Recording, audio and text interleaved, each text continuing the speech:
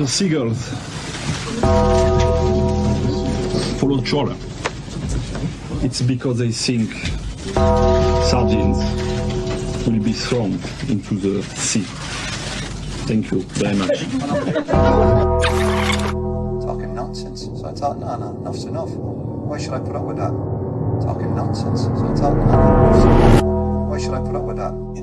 Don't back down, double down. Don't back down, double down.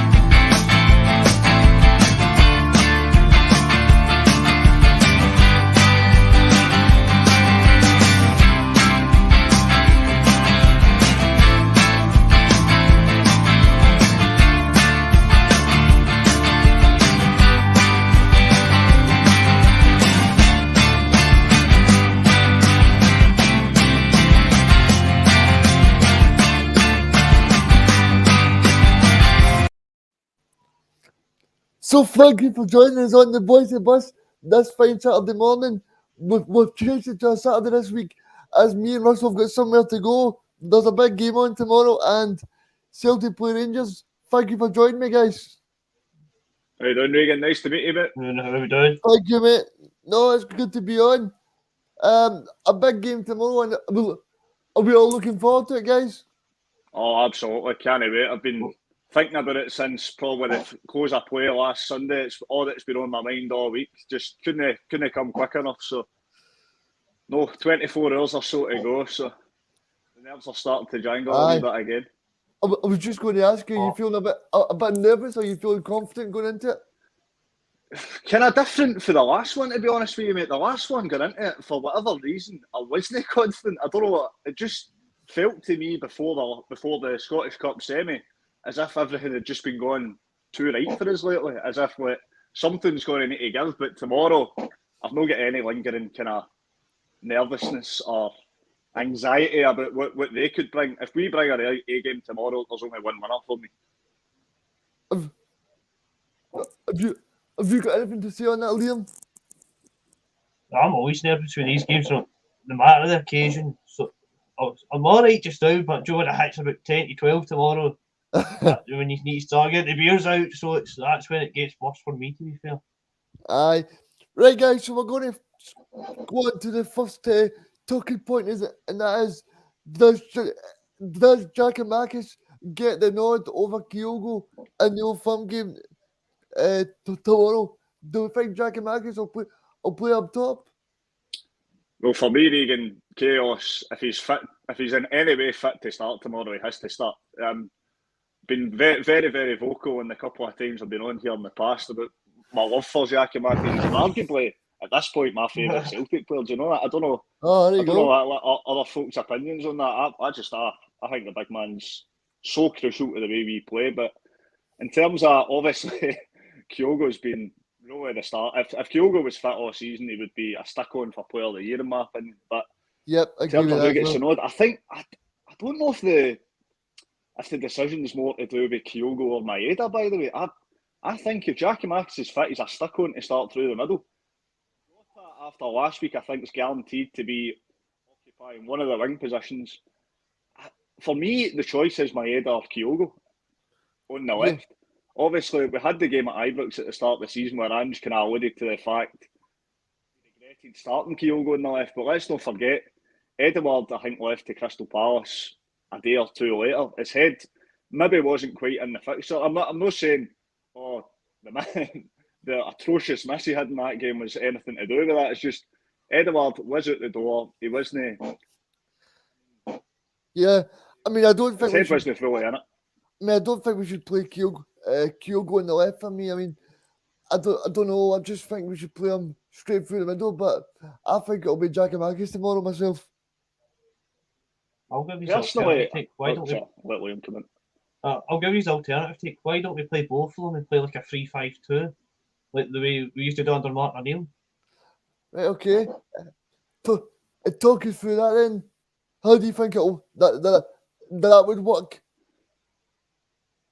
Sort of just play the two of them together up front. We sort of Chaos being sort of like your old-fashioned target man to try and play the slots through to from Kyogo to obviously do what Kyogo does best. Yeah, because obviously I think Kyogo's not. He's not as bright when he plays on the left hand side for me. Yeah, I'm not saying play him out left. I'm just saying play the both of them straight through the middle. No, I was just going back to Conor's point. I just don't think that Kyogo is as dangerous through the left hand side for me. I just think in terms of what we've seen basically all season, I can't really see Ange in a game of this kind of magnitude. Basically, let's be honest, we win tomorrow, we win the league. It's sealed and delivered. They're not winning every game for the rest of the season 8-0. We're not losing every game for the rest of the season. So we win tomorrow, we win the league. But I think in a game of this magnitude isn't the game to start changing systems. So that's just why I think if we're going to be playing the two of them, Kyogo plays out left.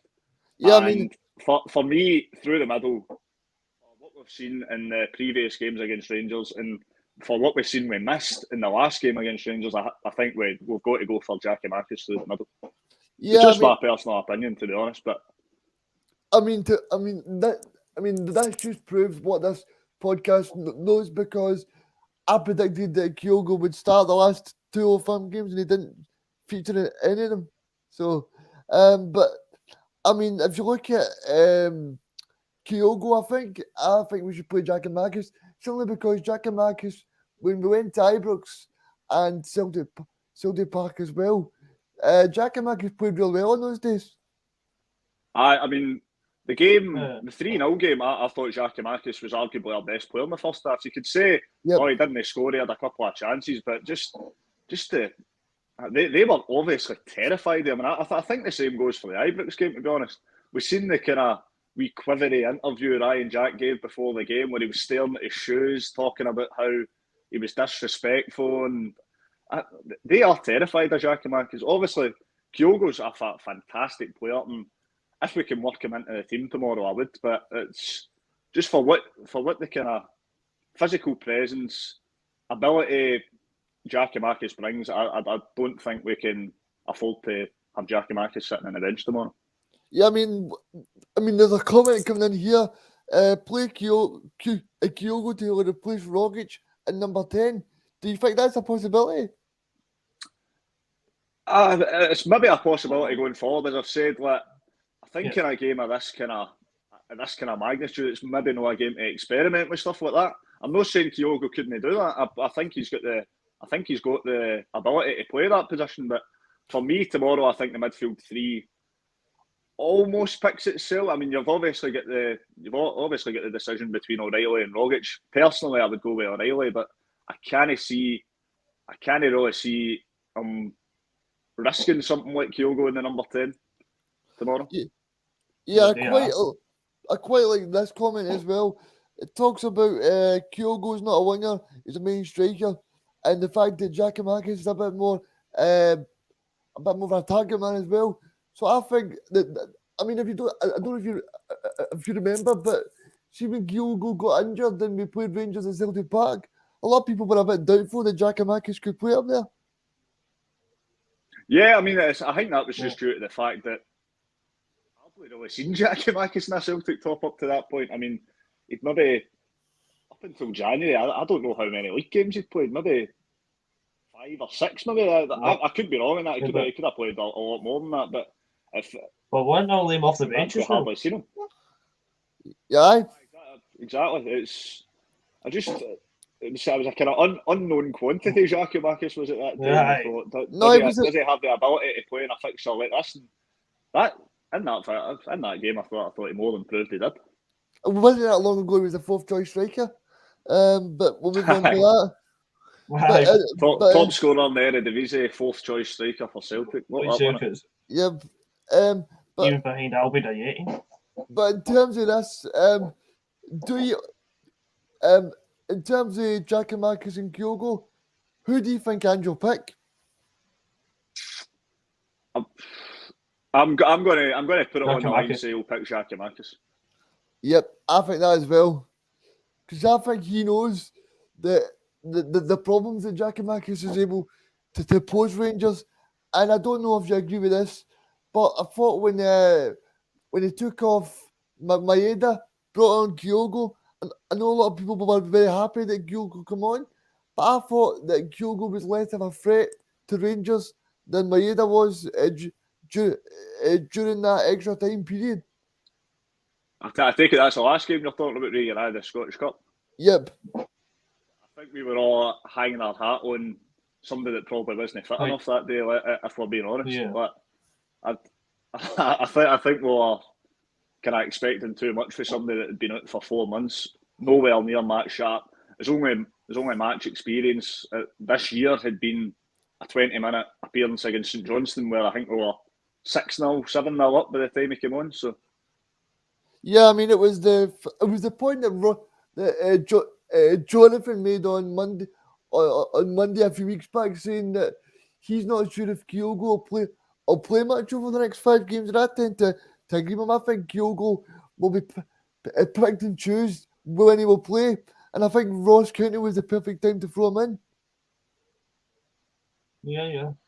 So I also think, see if we win this game tomorrow, that way the league's pretty much done. Just give Kyogo just the last 3 games full 90s, just to give him that time to get him fit for the next season. Yeah, I agree with that as well, because it's time to experiment, and it's time to see what these guys can do. Someone that I'm interested to see tomorrow, and that is Danger Maeda. What do you guys think? Because I think he's been a big problem to Rangers, and we can't leave this guy out tomorrow. Well, as I alluded to earlier, I think the decision of Kyogo playing is kind of more aligned to Maeda than Giakoumakis, to be honest. I think, obviously, Giakoumakis, according to Ange, wasn't fit to play the 90 last week, and that's why he was on the bench.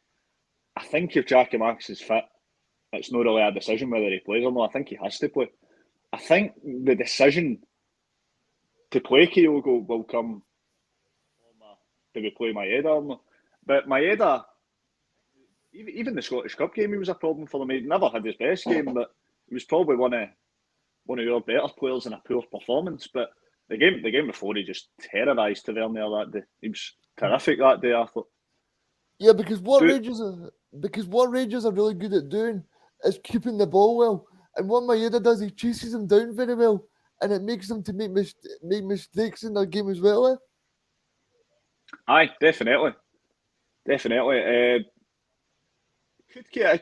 mean, that's why I kind of feel aligned to Kyogo being. I think Kyogo could do that job as well. Maybe Kyogo's more specialist in movement. Maeda's maybe more a specialist in pressing, which is maybe why you would give Maeda the edge tomorrow to start. But I definitely think that's a decision Ange's got to make in terms of the attacking front 3. Which I think it will be, an attacking front 3. Yeah, I mean, this is not on the talking point, but it's something that I want to ask you guys. Do you think, in terms of the team that we are playing tomorrow, do you think that they will try and maybe rest a few players for the big game on Thursday night? No, I don't think so. They've got this league to go for as well. If they win tomorrow, it's only 3 points with 3 games to go, so you never know. So, I mean, you would think ourselves, we still want to. We've still got a chance here if we win this game. So why wouldn't they want to? Give them a chance. Yeah. I can agree. I'd be very surprised if I seen them put out a kind of shadow team or a B team or whatever you would want to say. I mean, a few. I've got quite a few Rangers supporting pals, and quite a few of them have been saying that they actually would rest a few players. I wouldn't. The fact they've got a massive game on Thursday, but I can't see their manager risking playing a shadow team, getting well beaten. That's the league done, and the kind of backlash you would get for that. I think they'll go as full strength as they possibly can tomorrow. Yeah, I just want to go back to Maeda, and it's something that I want to talk about that people forget. That this guy's played a full season in Japan. He's finished top goal scorer, and he's still putting in fantastic performances for Celtic. Oh, I mean, Yeah, for the likes of Maeda, Hatate, and then even Gucci, who we've not really seen a lot of yet. The best we're going to see out of them will be next season. Like, a full pre-season under their belt. I mean, Hatate's already alluded to the fact that he's basically knackered now. He's just kind of still getting through games, but you can see the longer games. Even the Ross County game at the weekend, when Hatate in the second half just looked miles off the pace after performing quite well in the first half, but we can see at times a bit of fatigue from them. But I think after a full pre-season, I think they'll be electrifying next season. Yeah, in terms of Celtic, do you think that we need to start the game very fast, or do you think we'll try and grow ourselves in the game? Oh, start fast, go for it. Yeah. I mean, we showed the last time we played at Parkhead, we came out full throttle. They can't handle it. I mean, Yeah, absolutely go at them, test them. Let's not forget. I mean, I know we said the last time, they've played 120 minutes on the Thursday, and it never really worked out how we thought it might have. But yeah, I mean, their game on Thursday night, the amount of running they had to do off the ball, that's not easy to come back. 2 days break in between. Again, a team going full pelt. We have to start full pelt, 100%. Yeah, you need to go. Just go for it. do you agree with this comment that Rangers will flood the midfield and try and do a Wasp on us? Possibly. I mean, as I alluded to, I watched a wee bit of their game on Thursday. I've seen most of the second half on Thursday night. It seemed like they were kind of trying to do a bit of that kind of performance. But to be fair, they actually caught Leipzig in the break a few times, and a couple of times were unlucky not to score. So I think that's maybe how they'll try and approach the game. But to be honest, if we're looking at it from their point of view, they tried to sit in at Parkhead. It really didn't work. They came at us a wee bit in the last two games. Never really worked at Ibrox. Worked a bit in the Scottish Cup. So I think they'll try and get tight to us early doors tomorrow. But we just need to play our game. Go full pelt for the start. The crowd will be electric tomorrow. So we just need to go at them right for the start. Get a similar kind of start we got against them the last time. That would do lovely. I do agree with the guy in the comments. I do agree with the guy in the comments that spoke about Rangers flood the midfield, because if you look at Rangers as well, they've not got a striker to call on tomorrow. Because that's how they won that game the last time. I thought Joe trying to flood our midfield. Joe that way, Lundstrom and whoever was playing beside him, just try and take Logic and Hatate out of the game. And that's how they sort of won that game. I thought overall. So I think they'll try and do the same tomorrow. If it's O'Reilly or Tatty or Turnbull, and O'Reilly or Logic or something. Yeah, I mean, I think the next talking point we're going to go on to is the talking point with Mal. Do you think it'll be Rogic or Mal O'Reilly for the big game tomorrow? Because if you look at Tom Rogic, he's scored a lot of good goals against Rangers and he's played really well. But this was a guy, Matt, who when Tom Rogic was playing for Australia, he come in and took part in a 3-0 victory.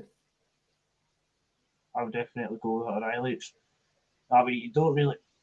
This might be a bit of a controversial opinion, but I think Tom Roderick can be a bit of a Georgia Samras type player. You know what you get in the first 10 minutes. If he starts well, you know he's on form today. But if you don't, if he starts that well, you're not getting anything out of him. Sort of. So I'd just rather go with O'Reilly, just see how he starts again. For me, O'Reilly's probably the safer option. I mean, I don't want to call a player of O'Reilly's quality a safe option because O'Reilly is a fantastic football player. But I think, in terms of what Liam kind of alluded to there, Rogic, fixture even, has blown hot and cold this season. I mean, at Ibrox, I thought he was superb. He was probably our best player in the day for me. Pulled us through the game in the first half. Well, him and a few others, Maeda and McGregor probably pulled us through the game in the first half. But Rogic was superb that day. And then the Scottish Cup semi, to be honest, I thought it was a disaster. I thought that he was him and Hatate were kind of the reason we lost the game in the middle of the park and couldn't really get a grip in the game. So I think the safe option would be O'Reilly. I mean, let's not forget as well, O'Reilly in that 3-0 game was exceptional. I think he'd only been in the door 2-3 weeks at the time, and he really played brilliantly. Yeah, see, that's why we've got a good panel because I totally disagree with that. Because I think the fact that Rogic has played so many of these games and he's got so much experience that Ange Postecoglou I'll call on Rogic tomorrow. In some ways, I don't think you're wrong, Reegan. What we've seen in the last couple of games is the man Ange feels as they want to play in midfield in this fixture is Rogic, as we've seen, because the last two games against Rangers have been Rogic in the middle of the park with O'Reilly in the bench. So. There we go, mate. I just wanted to say to you guys as well, in terms of the game tomorrow, do you think that Ange might try and say to Rogic again, if we can get 60 minutes out of you and then bring on O'Reilly for the first legs? Aye, I mean, it's entirely possible. I mean, you could argue maybe Rogic operates better from the start and maybe isn't as much of an impact sub when you use him as a sub. So, as I say, Reegan, it's entirely possible. It's just, I think the kind of, as I've alluded to, the kind of safe option would be to start with O'Reilly. You kind of know what you're going to get out of O'Reilly and not so much out of Rogic, just in my personal opinion. Yeah. But I think in terms of who's the best at our top level, I would still say top level Rogic is the superior player at the moment. See this comment coming in here. It says great experience will make him first choice, Reegan, and I have to agree with that because for my personal opinion, I would pick Rogic.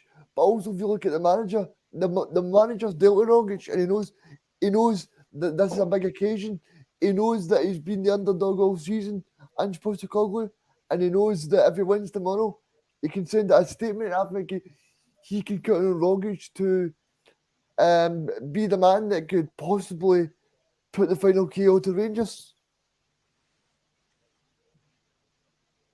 I mean, he's proved over the years he's certainly got the capability, Rogic. So, yeah, we've got this comment coming in. Rogic couldn't keep up with the intensity. Depends on offensively. Do you agree with this point? 100%. Actually, I mean, I think the fact that Ibrox Rangers scored so early and then kind of retreated after that, as if like we've done what we set out to do. I think that suited Rogic down to a T because Rangers retreated and that's perfect for Rogic. As we've seen, he scored what 3 minutes after that, maybe. Yep. So I think that's a great point, to be honest. Something I just want to touch on, and it's no joke here, but what is happening Beaton? What is happening with Beaton? I've heard people saying there's a little bit of a situation going on with him. He's been missing for the last couple of games. Do we think this is sort of a very good management technique from Ange Postecoglou not to speak about it, or do you think there's something going on there. Well, I think as it you just kind of alluded to, it has been a wee bit quiet because after the semi-final game, I was kind of having a conversation with my pals in the pub, and I was like, see, to be honest, when we went 1-0 up, at the time we went 1-0 up, I think Beaton would have been the ideal replacement. And I stood by it and then realised he wasn't even on the bench that day, so my point was completely invalid. But it's been a wee bit silent on why he's actually been out. I read yesterday he was back in training, so whether we can see him involved in the squad tomorrow, I'm not sure. Maybe this game maybe comes a bit soon, but I think Ibrox was a prime example of what Beaton can bring. Yeah, I was just about to say Yes. that. I thought Celtic were struggling to keep up in that game where the kind of Rangers were kind of dominating the game in the second half when Celtic went 2-1 up. The Rangers were trying to get that goal and Beaton just come on there and just steadied the ship. I think that would be a brilliant thing for if he's not fully fit, for like 2-1 up or 2-0 just to keep things going, bring him in for the last 20 minutes to try and just slow the game like he did at Ibrox. Yeah, but as we always talk about, he's always possibly that close to a red card as well. I mean, so some things never change. I mean, we've seen it a couple of times this season, not least the Midtjylland right at the start. But to be honest, I thought that was going to be curtains for Beaton there and then. To be fair, he's come back this season and done really well. Actually, I thought I would actually, I don't know what you think of this. I would actually rank this as one of Beaton's best seasons in his 9 or 10 years at Celtic. I'll do the wee point as well. Yeah, no, I totally agree with you because I was a bit disappointed when we were playing. I think it was Tam Cole's side. We played them at Celtic Park. Yeah, aye, Dundee United. And with 10 minutes to go, he just got sent off, and I thought that's going to cost us a game. And then with about 90 plus 2 minutes, I was jumping about my seat. But yeah, what a game that was. But it's just one of the moments where Beaton could be great, and then he could just let you down. See for me, Reegan, I don't know if you actually agree with this. For me, being at that Dundee United game you spoke about there that day, I felt in the stadium that was a sliding doors moment in the season. I don't know if you would agree with that. I did because, don't know if you remember, Rangers just dropped points to. Rangers had just dropped points at Dingwall. We were playing Rangers on was it the Tuesday or the Wednesday we played them? Yes, Wednesday night. Abada scoring that goal gave us a chance to go top with a win against Rangers. For me, that was a real sliding doors moment in the season. Abada putting that away. What a finish it was as well, by the way. Yeah, I mean, that was a big moment in the season. I don't know if you remember that game as well. There was quite a few chances where Joe at the post, where Giacomakis almost scored as well. And I think moments like that, like you said, it's like the Aguero moment for Man City. It's like those moments that define seasons and define Ange Postecoglou at Celtic. Aye, I mean 100%. I definitely. I had a kind of similar lingering feeling at the start of the season when Giacomakis missed that penalty actually that we spoke about earlier. I thought, coming at the stadium, I really hope that's no something we look back on as that was a chance. Because let's not forget, we had a chance to go top of the league that day, albeit Rangers would have had a game in hand. But that was our first chance of the season to go top of the league. And effectively we blew it. So I remember that's probably the most scunnered I've been after a game all season. I thought, I really hope we don't look back at that and think that could have been the moment that the confidence drained from us. They got a bit of confidence knowing we had that chance to go top of the league. We blew it. And thankfully now we're looking back on it, we're so close to sealing the title, let's be honest. Yeah, I mean, that's not coming back to haunt us. Yeah, I mean, I thought that was going to come back and haunt us. I just want to go back. That was going to haunt us. On your Reegan. Just want to go back to a game against Stamcore's side. I think it was about 7 games into the season. Yeah. Celtic drew 1-1. I think it was a draw that day, 1-1. And the fact that Rangers dropped points that day as well, that could have been a big defining moment as well. Well, I've got this pal Truffles. He's not a season ticket holder, but whenever one of the three of us that are season ticket holders comes, he's sometimes the first to lay claim to a ticket. And this season, he got called the total jinx because the 3 games he'd been at were Dundee United at home, but we drew 1 each. Livingston Right. at home, where Jackie Marcus missed the No, penalty. Bodo Glimt at home, where we were just a disaster. And then, do you remember we played Dundee? I do. Well, up. He was there that day, and this was like, we said to him, we were like, if Celtic don't win the day, you are never, ever setting foot in Parkhead again. That's a promise. And Dundee went 1-0 up. I turned around, looked at him, and thought, the colour just drained for the guy's face. He actually started to believe the own thing that he was the myth. He was going to be at fault this season if we never won the league. I've got a question to ask you, Conor. Is your pal Trump was watching? He probably won't be live, but he will tune in later. Well, if he's watching the bus, I would like to say to him, everybody in the bus would want to make sure that it doesn't appear at Celtic Park for the rest of the season. He's not got a ticket for tomorrow. No danger. Oh, thank God for that. I know. No, but so I just now want to move on to something about Ange Postecoglou, guys. So the point I've got here is, do you think that Ange Postecoglou will get the credit? Because tomorrow will be the knockout blow if we beat Rangers. So Ange Postecoglou, he deserves so much credit because there was people like John Hartson and Chris Sutton that said if Celtic win the title this season, it will be the biggest achievement because of the situation that Celtic started at the beginning of this season. How many Let Liam come in first.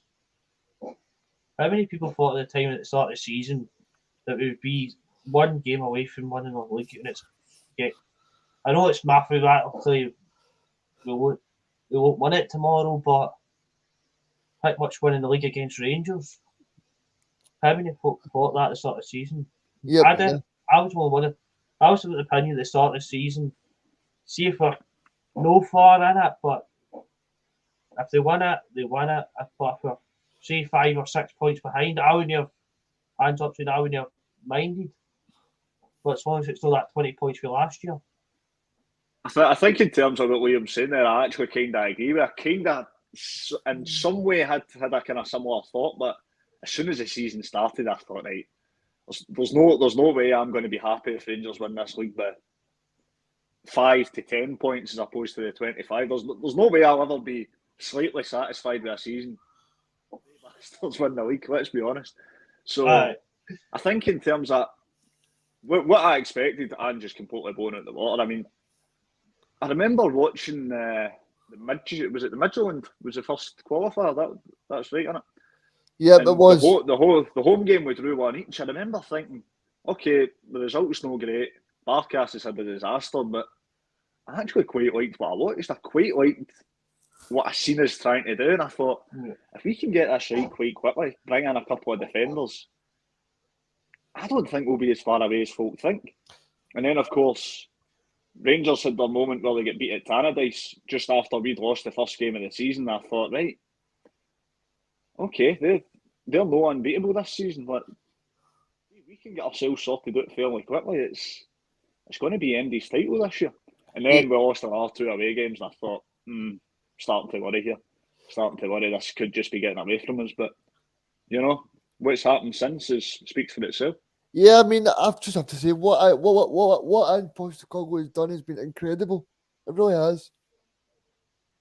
Oh, it has been absolutely. I mean, I've seen fans of a certain club today no happy with Postecoglou again. I take it you've seen the interview about the big club sitting in the trophy room. I did. I think I've seen a lot of them kind of biting to that and thinking it's which I think is just a way for them to feel justified, because let's be honest, every single one of them thought us bringing Postecoglou in meant the title was basically in the bag already. But this guy, nobody's ever heard of, came to the Japanese league, never. All right, he's managed in, I think, the Greek third tier, but he's never really managed in Europe. I think they just thought it was a given they were going to win the league, and what he's the turnaround he's brought to Celtic's been fantastic.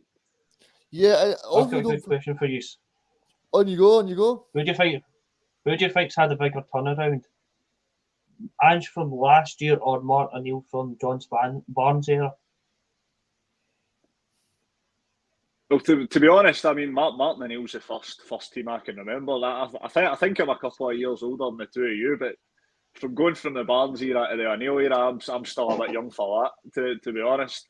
I think my first game was actually... My first ever Celtic game was actually that season.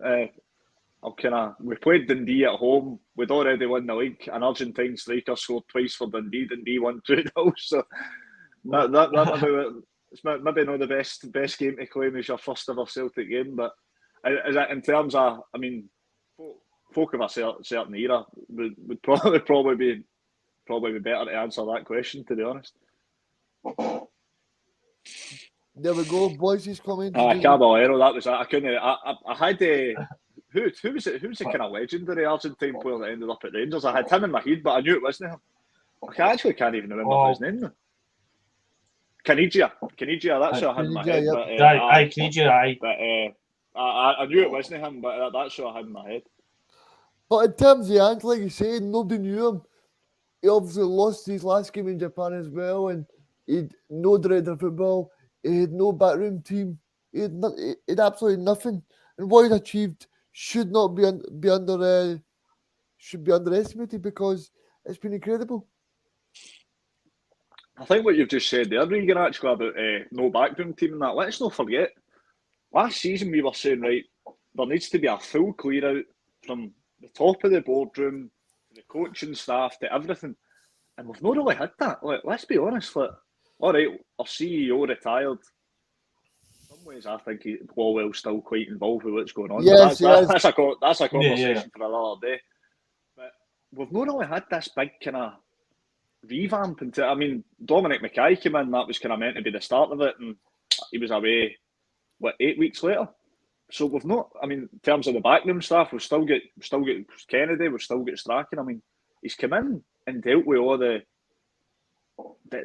stuff that we had to deal with last year, and he's managed to club everyone together and create which got the potential to be a special Celtic team. Sorry guys, I've just got a point here that I just thought about there. Do you think the fact that Ange has done so well has taken the criticism away from the board in terms of the protests and all that last year? It's always rosy in the garden when you're winning.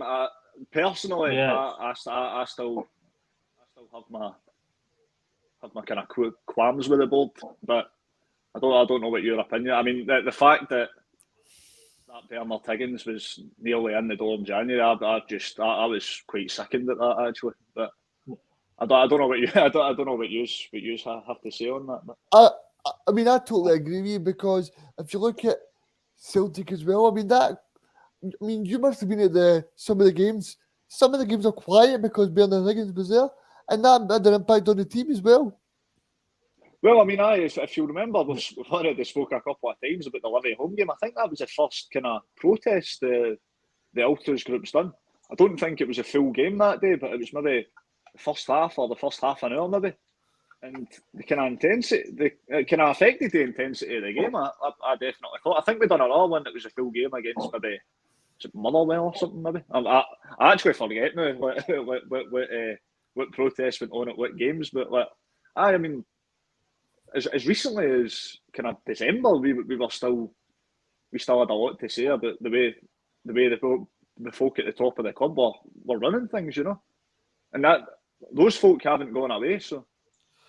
Okay, Conor, I just noticed that the man on beside us needs to pop off, so thank you for joining us, mate. Yeah, no worries. I need to jump on this woman. Need to jump on this motorway. So, aye. Bombing 2 o'clock at bombing. Middle of bombing. Years for country. I know. We'll speak to you after. Okay, mate. Well, enjoy. 2-0 Celtic. So in terms of there he is. I've no brush my hair, so I'm wearing the hat, man. It's a total nick, so apologies for that. But I thought I'd jump on for the last 10 minutes. I've been enjoying it that much. No problem, mate. That's fine. All good players. It's always good to have the driver on. But in terms of Ange Postecoglou, I mean, if you look at Ange as well, I mean, if you look at He's brought in like 15 players to Celtic. And I'll just give you an example. Rangers brought in Diallo and Ramsey, who have come in and made next to no impact. And Postecoglou's brought 15 players in. Probably about 10 of those players have made a really good impact. Aye, absolutely. I mean, I'm trying to think of players that Ange signed that haven't made an impact. The only two I'm really Gucci maybe at the minute, but I still think we'll see a good player in Gucci eventually. I just think that at the time he got injured was just horrible timing for him. It's maybe had an impact on him for the rest of this season. We'll see the best next season. But the only other two I can think of that haven't really made an impact are Scales and McCarthy. And let's be honest, were they Ange Postecoglou signings? I don't think anyone would probably argue the case that they were. See, this might be controversial, but I'd quite like to see James McCarthy get a shot before the end of the season because he's a Celtic fan and he's obviously not a bad player. First time I was on here, I was called James McCarthy's doppelganger. That's a new one for me. But I mean, do you know, I always liked McCarthy. I always wanted us to sign McCarthy, so I can't say I was annoyed when we signed McCarthy. I was actually like that. Right, that's just something I've wanted to see for a good few years. All right, he hadn't really had the luck with the injuries in the past couple of seasons, but it was always so. Do you remember when Rodgers first came in? He was kind of starting to get heavily linked. I thought that would maybe be the finish. That would maybe be the last piece of the puzzle we need, a kind of midfielder like McCarthy. But you know, it's up until now, it's just not worked out. But I mean, he's played maybe 10, 11 games in the league this season. Done all right in some of them. He's not been a total disaster, but it's just. I think in terms of somebody like McCarthy with the intensity Ange wants to play at this stage in his career, with all the injuries he's had, I don't think it's a good fit. But yeah, that's not necessarily his fault. No, and I think it's also good that he's got competition as well in that squad. But no, I think I would like to see him before the end of the season because I'm not saying that he's going to be an integral part to Ange, but obviously it'll help that he's a very good player. He's got that experience as well in the Premier League. And Joe Hart said in an interview that James was somebody new from down England and he's really helped him settle in as well. So I think people like that could be very good. I mean, you forget they actually signed. They were part of the same transfer announcement, weren't they? The two of them. Mm-hmm. Yep. I think with the McCarthy, I mean, I just think it's the right guy, wrong era. With the right player, wrong era, and I think there's got to be a question mark, like you were alluding to, about whether it really was an Ange Postecoglou signing or it was a player pitched to Ange, who at that point had such a depleted squad to choose from that he's had to basically say, well, yeah, of course I'll take an Irish international right now, whilst we've got literally no one for upcoming European fixtures that are coming round the corner thick and fast, and which we're obviously remember as well of a huge magnitude. Those games, there were £40 million at stake in the summer when Ange took over. We just had to kind of forget about that quickly because of such was the state of the squad. But I think with McCarthy, yes, it was a player he couldn't afford to turn down signing because he just didn't have many options in there. But once he actually started putting, as you were alluding to earlier, the jigsaw, Conor, once his puzzle was actually getting created, you realise James McCarthy on a 4-year deal, definitely the 4-year part was on their investment. Like, there's no way. That's what you forget about the fact that you can see now just how ridiculous it is that he's on a 4-year deal. And he's only 9 months into that 4-year deal. So. I know. Do you think he'll be here next year? I mean, unless he's freed for his contract, I don't really see who buys him out that contract, to be honest. It's interesting. I think it's a great point. I think I was saying it about James Forrest, and not in a bad way, by the way, about James Forrest last week, but I was like, you know, if Forrest Racers run at Celtic, which I think it might be, he's another one that you would go, well, if he's still got, I think he's still got another year left in his deal. McCarthy's still going to have 3 years left in his deal. How are you realistically going to offload these guys? Because I'm going to guess they're on contracts on the sort of wages that they're not going to get elsewhere realistically. And Celtic, if we're being honest, for either, so you would have to be sort of releasing them in the hope or make them available for nothing in the hope some sort of club can put together some sort of financial package that makes it attractive for them. And I'm not quite sure there's going to be many options for either. I think we might see both at the club again next season. If I'm honest, I know we're not talking about Forest, but I just think there's the similarities there, same age, same injury proneness, I think, in the past few years. And again, probably on the best wages they could get at any club at this moment in time. Yeah, I mean, I'll play devil's advocate. I don't think they're a bad squad player to have it anyway.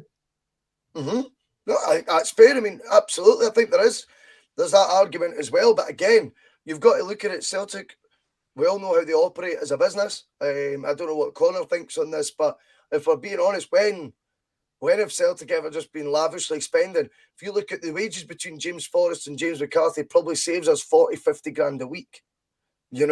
And you'll probably look at that as 3 other new players he could bring in, just in wages alone that would be freed up. So I think it's unlikely he gets to be able to get both those players off, particularly McCarthy, because of the length of his contract. But in an ideal world, I think McCarthy would leave this summer, if I'm honest. I do think that one player we'll definitely get rid of is Mikey Johnson. Do you think that? Aye, I mean, it's just that I feel as if I've said for the last 3 years, pre-season, that this is a year Mikey Johnson really has to step up. And each of the last 3 years, he's maybe threatened to it, but hasn't he? And I just think now he's, what age is he? 22, 23 maybe now? No, he's older than that now. Is he older than that now? Well, if he's older than that now, I think for the good of his career, he's got to go elsewhere. I still think a decent quality a team would come in and take him because he's got quality in him. But I just think in terms of the options Celtic are going to have next season, particularly if you look at us bringing Jota in a permanent, Abada's ahead of him in the pecking order, Maeda's ahead of him in the pecking order. You could argue guys like Forrest, if he stays, might even still be ahead of him in the pecking order. So I can't really see him threatening to start regularly for Celtic in the next couple of years. So. Yeah, I'm in total agreement with that as well. I've got to say, I'm in total agreement with that, Conor. I don't see any way, shape or form how Mikey Johnson now somehow finds himself in contention for being a regular starter at Celtic. If anything, I think that positions, or the wide areas are, if we were to keep Jota in an ideal world, you've got to be honest, man, and say like that position's, I mean, they're of a standard. Maeda, Jota and Abada, they've really pulled away in terms of they've shown what can be done in those wide positions. Mikey Johnson's been left behind, I think, by them now, and that again, that's another race I think is run. Sorry, Russell, is your mic switched off a little bit? It's a little bit difficult to hear you, mate. Oh, is it? Yeah, it's just like it was better a minute ago. It was better a minute ago than it was there. Was it? It sounds like. It's fair. It went a wee bit echoey just with the last point you made there.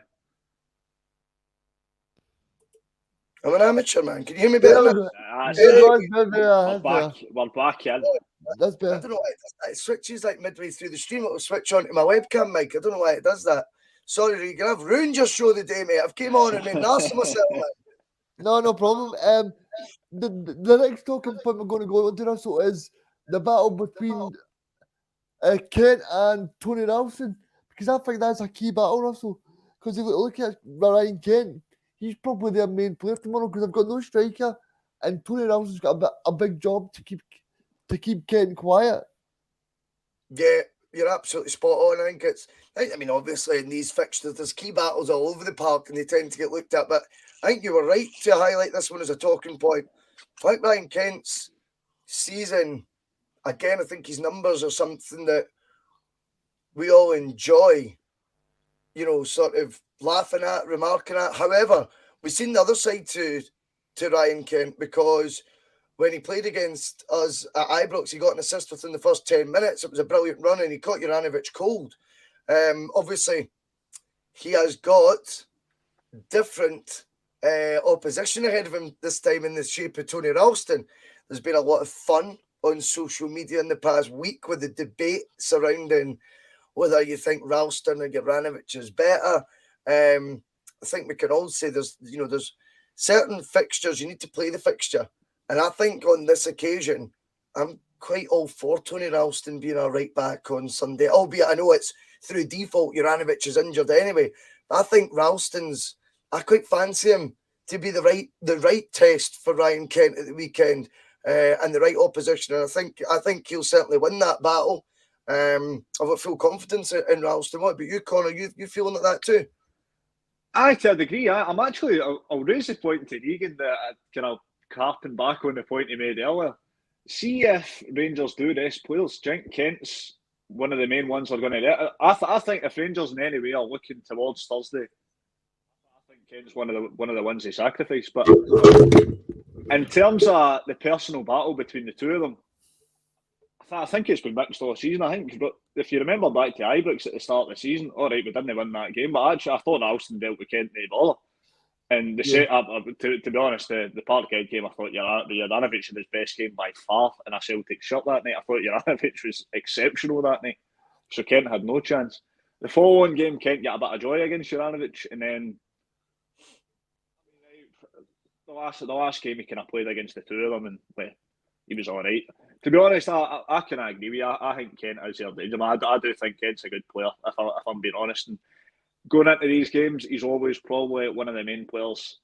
Hesitant a bit because of what I've seen him do against us in the past. So, but in terms of up again, I'm confident in Tony Ralston tomorrow. Tony Ralston gave no reason at all season to be hesitant about starting. I can maybe think of 2 or 3 games he's not at a decent enough level, and that's about it. Tony Ralston's been fantastic this season. So in terms of who I would pick if Juranovic was fit, I probably would pick Juranovic if I'm being honest. But I've got no qualms about Ralston up against Kent tomorrow. Yeah, I think the reason why I used this talking point was I think Kent has got he scored quite a few goals at Celtic Park, and obviously I think he got a torrid time from Joseph the last time. So I think in terms of him, I think he'd rather play Ralston than play against Joseph. But I'm very confident in Tony Ralston that he can do very well tomorrow. Yeah, me too. I'm very confident in Ralston. I think Ralston's proven this season time and again. Whether it be some moments of genuine top drawer quality in the opposition box. When you look at the game in the opening day of the season at Tynecastle, his goal, even though we lost that game, was a joke. How good it was. Brilliant. The one that he scored with the keepy uppies almost at Celtic Park as well, wasn't it, when he shifted it onto his left foot? Outstanding. You think of his 97th minute winner at Ross County and you go, title defining moments. And then you look at his assist record in the league, 7 SPFL assists in 24 games. Juranovic, I think, has 1. If you look at goals from open play, Ralston has 4. Juranovic has 0. So I do think, and you can't say that's all you base your judgment on with players is stats. The stats seem to be the in thing just now, unless it doesn't suit your narrative. But I think those numbers alone, if I was looking at stats of any player, the first 2 your go-tos are goals and assists.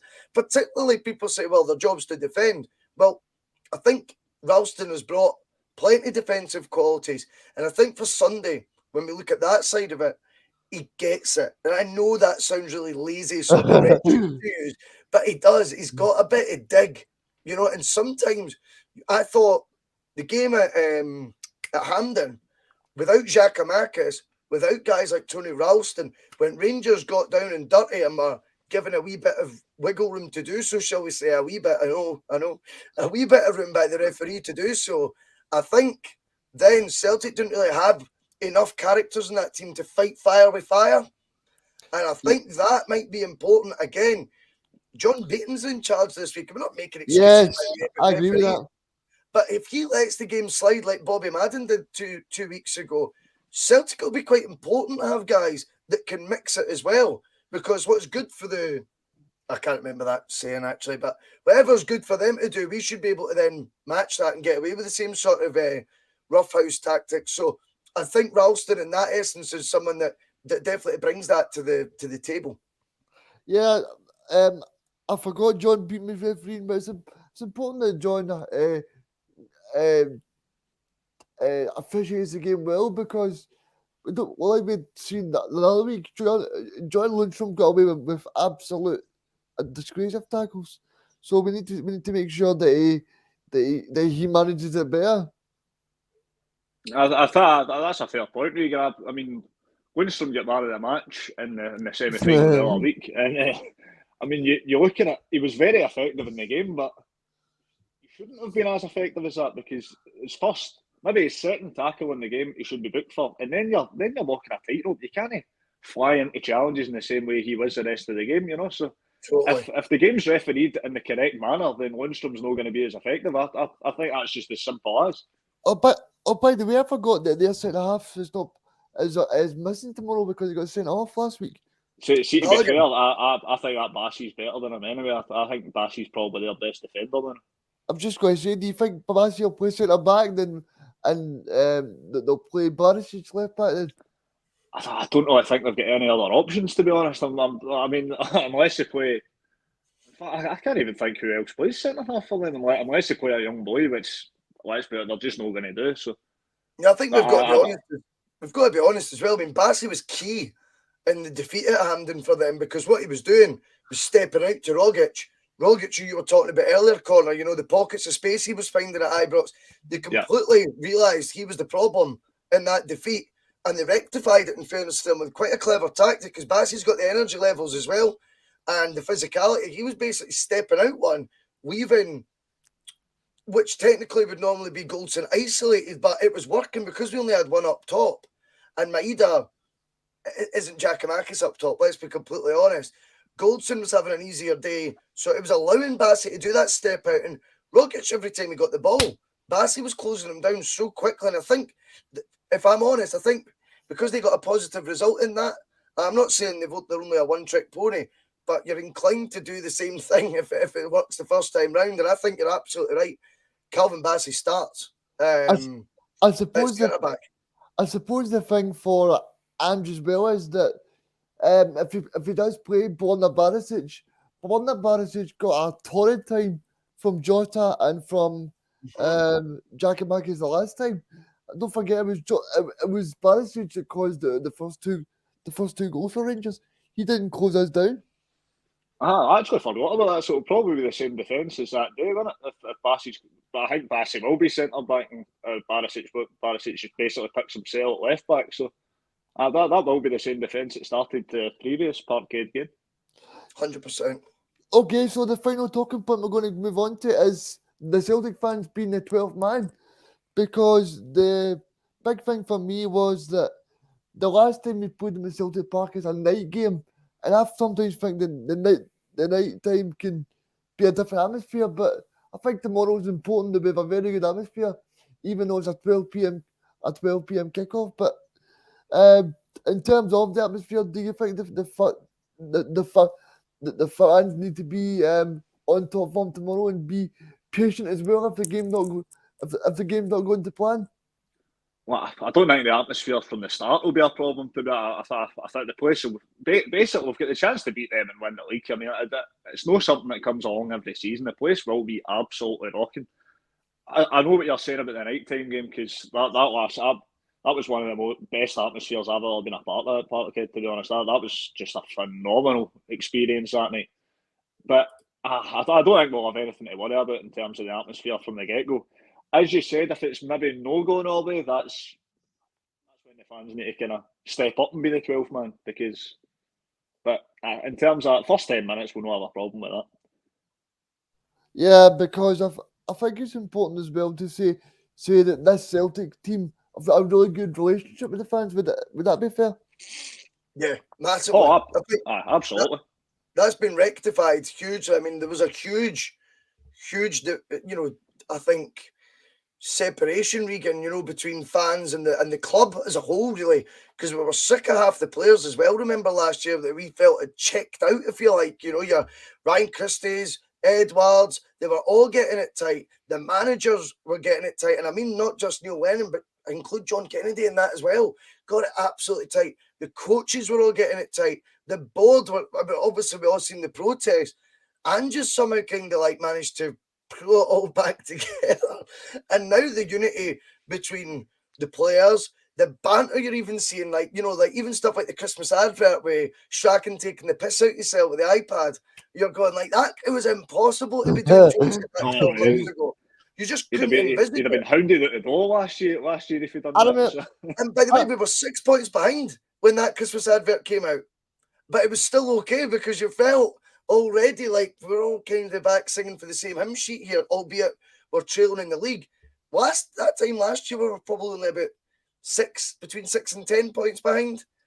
And if you'd cracked a joke like that with Strachan's iPad and that, there'd have been an uproar. So I think the fans will very much do what Conor was saying. And I think if there is edgy moments, I think we will not back down, we'll double down, mate. And I think we will be giving it loudly.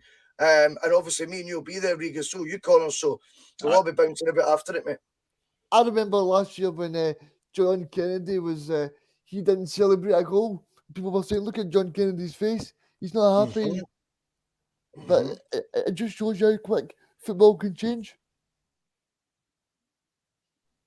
100%, mate. I mean, I should say there was a lot of body language experts last year, but Kennedy and Strachan were probably harshly criticised last year. Let's be honest. And it was just, I'm not saying I didn't take part in criticising them. I absolutely did, but you know, you look back and think like just how much went wrong last year, and like the kind of, I don't even know the word for it, the kind of shamelessness we were seeing for the top. I mean, basically there was a protest outside Celtic Park and Lennon kept his job for 3 months.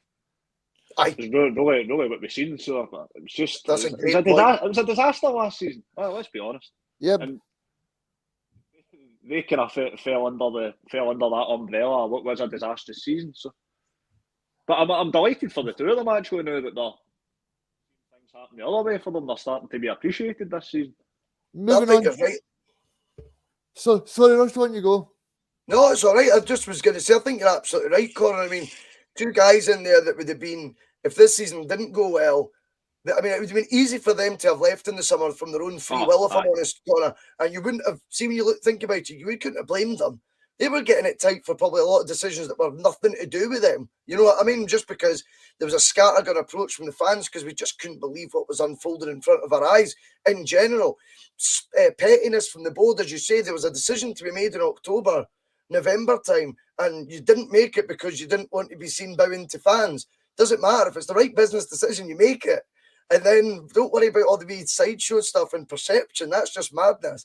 But what actually happened is a new manager came in, gave them that wee bit of support, that wee bit of backing, made them feel integral to the cause going forward, didn't even spoil the broth, if you like, by adding anyone of his own to the mix. So they were suddenly back being the key first team coaches, and they'll reap the rewards this summer, potentially, whether it be with new contracts, improvements in wages, but certainly in terms of reputation recovery. They'll be feeling on top of the world if and when we win that title this season and it comes to the close season and they can reflect on where they were 12 months ago to where they are now. I think, John Kennedy and Strachan, for example, would have every right, Conor, to be the smuggest men in Scotland. Do you know what I mean? Absolutely. I'm actually just thinking back there. Do you remember the rumour last summer when Ange was coming in? The kind of part of his backroom staff was going to be that Kevin Muscat that played with Rangers. That's just right. There's so much I forgot about pre-season that was just mental. Aye. It's nuts. That's mad. I forgot about that too. On you go, just get my head there. I'm just going to say, one final talking point I want to mention, and that is Ange Postecoglou, the way that he talks to the media. Because I think, if you look at Ange this season, there's been quite a few difficult moments. And I think if you've got Neil Lennon or you've got somebody else in there, that could have easily turned the other way. The way that Neil Lennon did last year. I think that plays a part on the overall squad mentality as well. Because if you've got Neil Lennon that's shouting and bawling at the press and not happy, then it's going to impact the dressing room as well.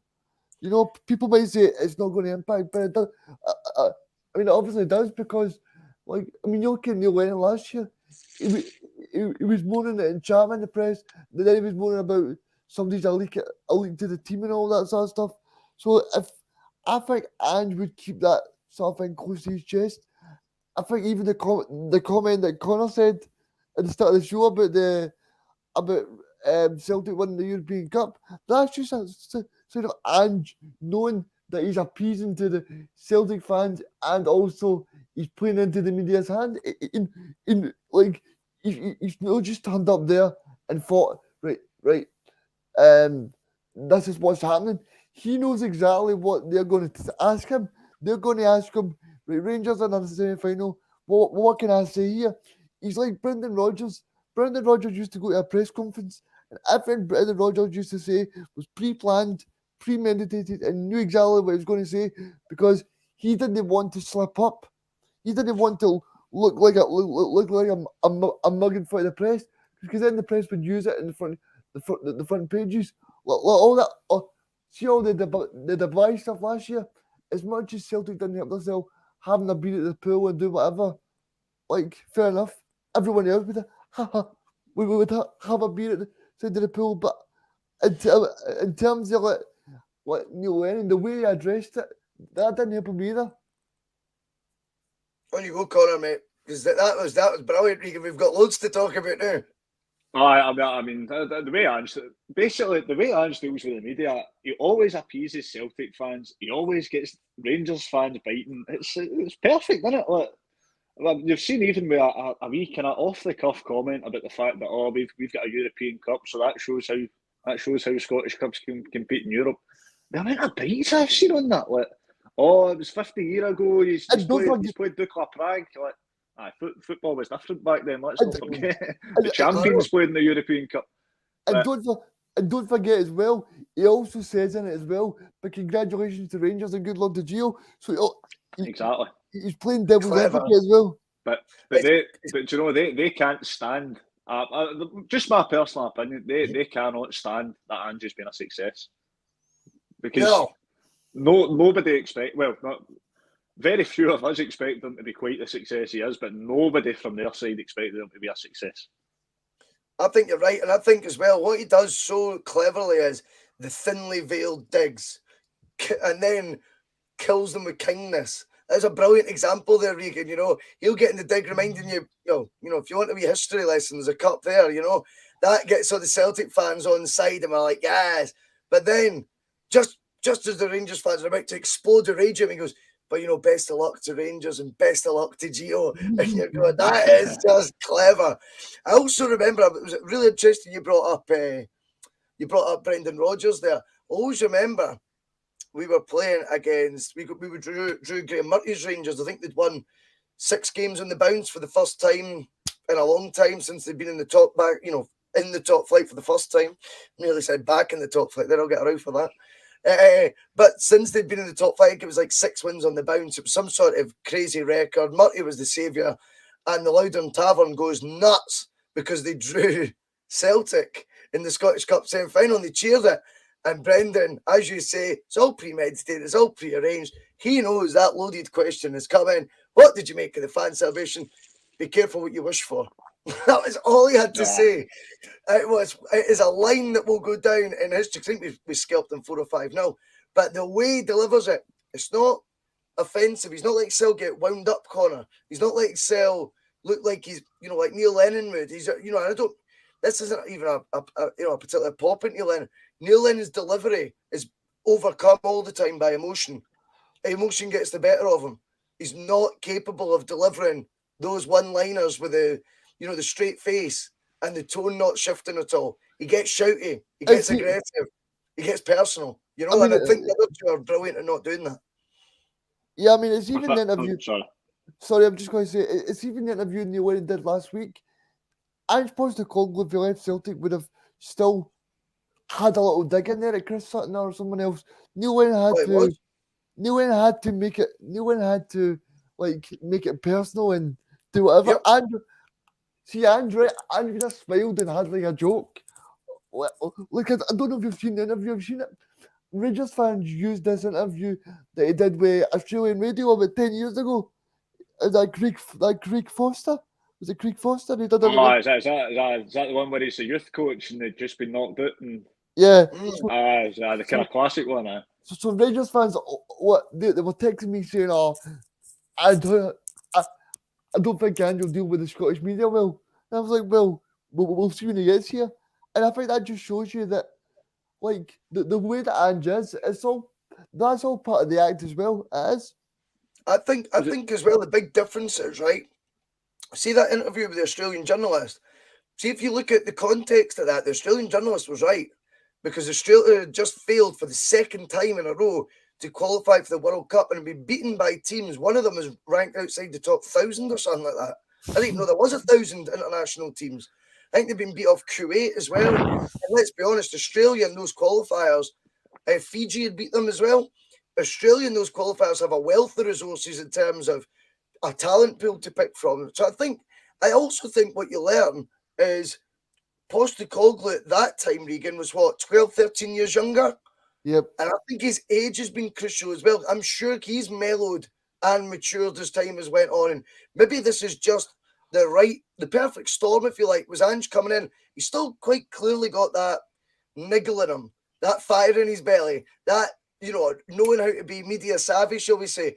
But I think delivery's key now, because he delivers everything in the one tone. He never fluctuates between even tone in his voice, which I think is crucial when you're getting digs in, because it makes him look like he's not being petulant, even if maybe at times he is. Emotions still run high, but he delivers it so well. See, I think, to be honest, they had them sussed out from the first week of the season. Yep. If you remember the kind of pre-match press conference just before we played Hearts, all the Scottish media are like, right, we kind of put a few digs into this guy. He's not going to know much about Hearts. Straight, quick as a flash, like that. I'm still on the same planet, mate. I've heard the Hearts, rhymed off guys like Paddy Kisnorbo and Australian players that have played the Hearts over the years. And he's like, I know about Hearts, mate. I know my football. So for that moment, you just knew he was going to have a bit of fun with the Scottish media, which I think he has. And do you not think as well that that's like calmed the players as well? That no, every single week they've got a manager that's fighting the press and fighting the fight every single week. But this year, Ange's been at his press conferences. There's been one-liners, as Russell said, but like there's been no dramas. No dramas at all. I mean, as much as some folk in the media have tried to create a bit of drama. I mean, we've seen it the other week when he said that. Well, it depends if the football team you wanted to win never won, or something like that. Whatever he said, I can't quite remember. But it was, despite any kind of wee kind of attempts I've had to garner a bit of media interest to say, Kyogo was slightly offside against Hearts. Every answer he's gave has just been on the money. No, not for any kind of headline grabbing or anything like that. So he's played it very well. Okay, Conor, thank you for joining us. Have you got a prediction for tomorrow, mate? Oh, I hate giving predictions, Reegan. I absolutely hate it. Oh, there you go. But I'm going to give one anyway as soon as I'm on. I'm going to go low scoring, actually. Oh, come. I don't know. I've just got a feeling. I'm going to go 1-0 Celtic. Oh no, I couldn't take that. I don't know why I've got a feeling there's not going to be a lot of goals tomorrow, because it kind of doesn't really go along with the rest of the fixtures. But I've just got a wee lingering feeling about 1-0. And there's no kind of logic behind it or anything. It's just a feeling. I'm just going to be sitting there nervous the full game. It's going to be 1-0, man. Oh no, man. But see if we score last minute, I'll be jumping the other place. But hey. But no, I'm going to go for 3-0 Celtic. Totally agree. I'm going to have to agree with you on that one, Reegan. 3-0 Celtic. I think we'll get an early goal. I think the atmosphere is going to be electric. I think it'll be quite reminiscent to remember the match where Chris Commons weirdly scored his first league goal of the season. It was like May, April. We beat them 3-0. Oh, aye. And we all knew they were... It kind of went in the middle.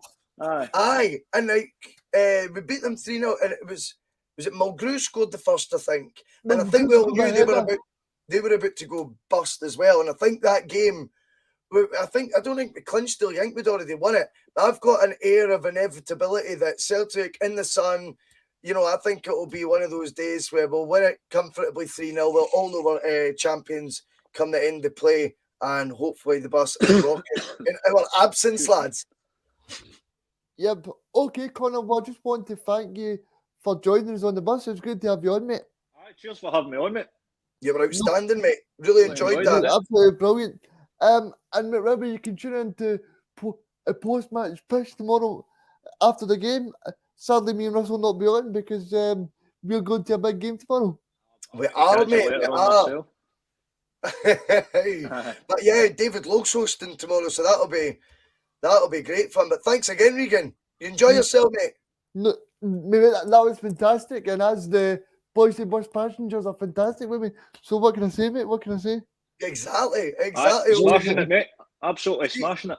He did. We'll see you all later. See you later, guys.